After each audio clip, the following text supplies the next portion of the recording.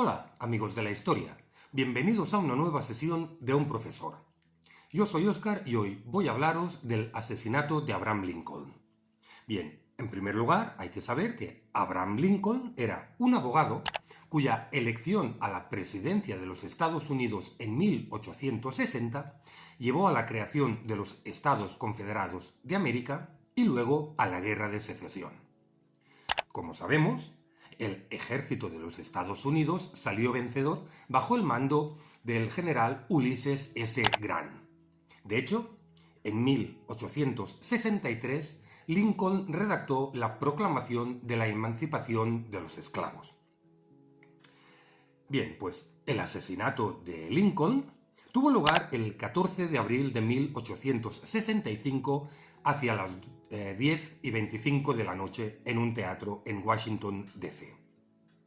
Si bien es cierto que Lincoln no murió por efecto de ese disparo, sí que lo hizo al día siguiente, a eso de las 7:20 y poco, a causa de las graves heridas que había recibido. Este hecho ocurrió 5 días después de que el general confederado que mandaba el ejército de Virginia del Norte, Robert E. Lee, se rindiera a las tropas de la Unión del ejército del Potomac.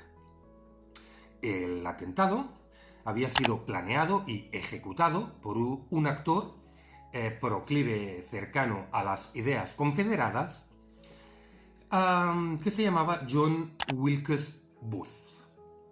Formaba parte de una conspiración mayor destinada a reagrupar las diferentes tropas confederadas para que siguieran la lucha. Además, tenía varios compinches como David Herold, Lewis Powell y George Atherton, que debían asesinar también al secretario de Estado William H. Seward y al vicepresidente del Estado Andrew Johnson. De hecho, con este triple asesinato se pretendía crear el caos en la Unión y derrocar el gobierno. Si pues hemos visto quién fueron los participantes de la conspiración y cómo consiguieron por fin matar a Abraham Lincoln.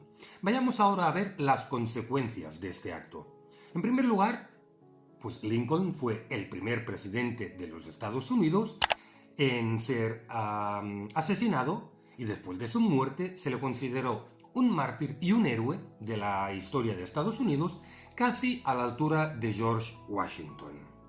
De hecho, el trayecto fúnebre que se hizo en un tren fúnebre, reunió a millones de personas durante todo el trayecto, que tuvo unos 2.700 kilómetros de longitud.